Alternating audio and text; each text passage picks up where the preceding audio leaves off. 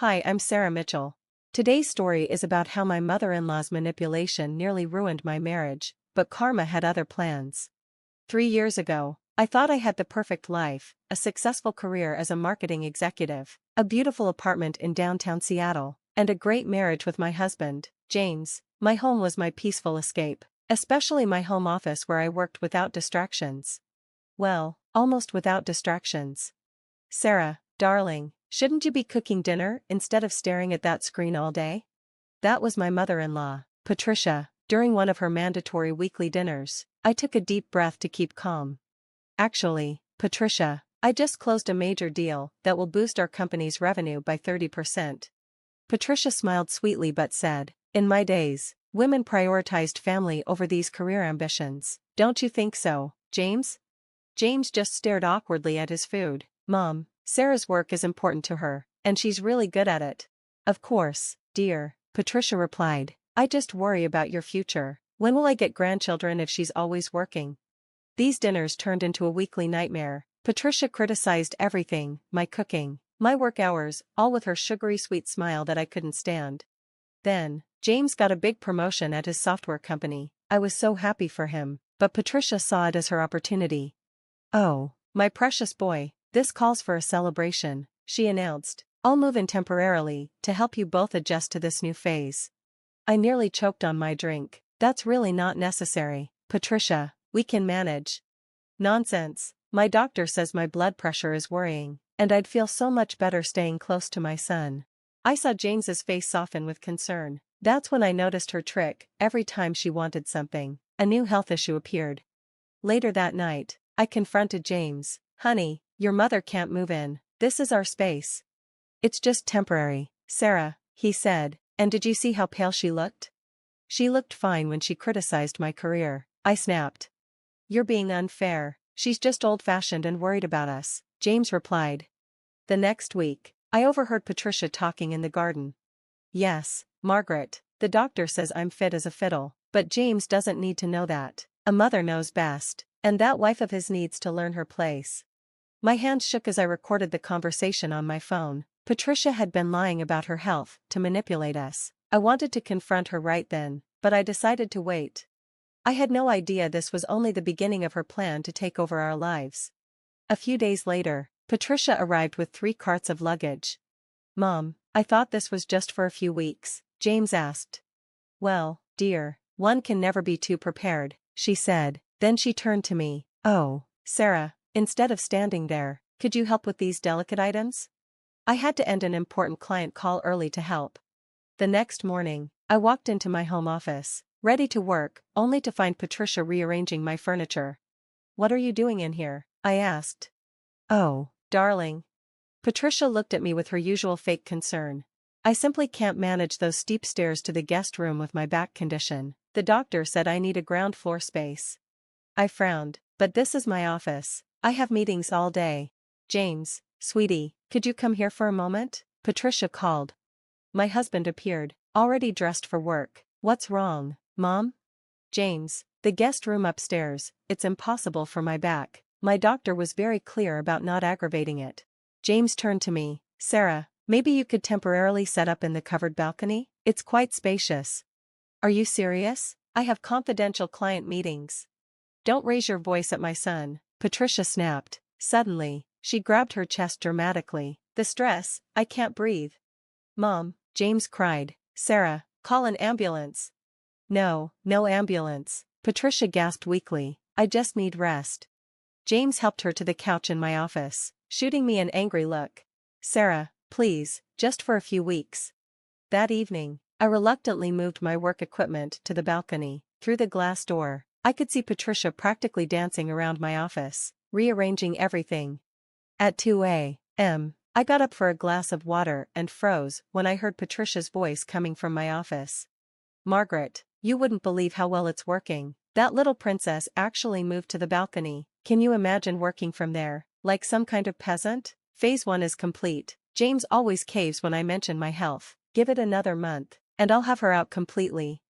I stood frozen, recording everything on my phone.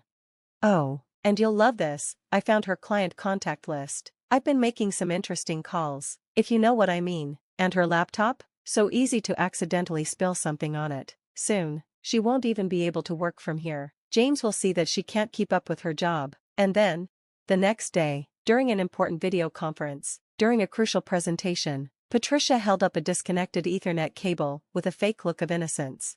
"Oh, I'm so sorry, was this cable important?" "Patricia, I was in the middle of." "Don't take that tone with me, my nerves can't handle hostility," she snapped. Later that night, I found coffee spilled all over my laptop keyboard. "Must have been the cleaning lady," Patricia suggested with a smug smile. I started locking away my equipment and using a mobile hotspot instead of Wi-Fi, but watching Patricia pretend to be the perfect mother while slowly destroying my career made my blood boil. I knew confronting her directly wouldn't work. I needed a plan to expose her true nature so clearly that even James couldn't deny it. Then, one afternoon, I heard her voice coming from the hidden camera I'd set up in my old office. "Hello, this is Sarah Mitchell, calling to cancel all my upcoming contracts." I froze. Patricia was impersonating me. Later that night, I watched the footage, my hands trembling as I heard her say, "Yes, I want all services terminated immediately. Family comes first, you understand." During my investigation, I stumbled upon something unexpected in James's old photo albums, a wedding picture, but the bride wasn't me, it was another woman. Curious, I dug deeper and found her. Her name was Rebecca, James's ex-wife. We met at a small coffee shop far from my neighborhood. "I never thought I'd hear from James's new wife," Rebecca said. "Ex-wife soon enough, if Patricia has her way," I replied. "Let me guess, sudden health scares, accidents with your work, moving in temporarily that turns permanent?" Rebecca nodded with a sad smile. "Exactly, Patricia sabotaged my work, called my boss pretending to be me, and even tried to convince James the first was cheating. When I confronted her, she had one of her episodes, and James always took her side." "Did she ever take things in your name?" I asked. Rebecca's face grew serious. "Check your credit report. She stole my identity, opened credit cards, and ruined my finances. I only found out after the divorce." That night, I ran my credit report. My heart dropped. 5 new credit cards and 2 personal loans, all opened in the last month. My hands shook as I documented everything. Suddenly, the printer exploded, ink splattering everywhere. Patricia's voice rang through the apartment. The next day, I found my brand new $800 printer destroyed. "Oh, Sarah, your important papers were right here, too. Such a shame," Patricia said sweetly. "Don't worry, Patricia, I have copies," I replied calmly. Her smile flickered, just for a second. Later, I overheard her on the phone with James. "I'm worried about Sarah, sweetie. She seems so unstable lately, always suspicious, taking pictures of everything. Maybe the stress of work is too much for her." The next day, I hired a private investigator. Within a week, the truth came out. Patricia had a long history of insurance scams, suspicious falls in stores, convenient accidents with well-insured cars, and multiple fraudulent claims. That evening, James approached me cautiously. "Sarah, can we talk? Mom thinks maybe you should take a break from work. She's worried about your mental health." "Is that what she thinks?" I asked coldly.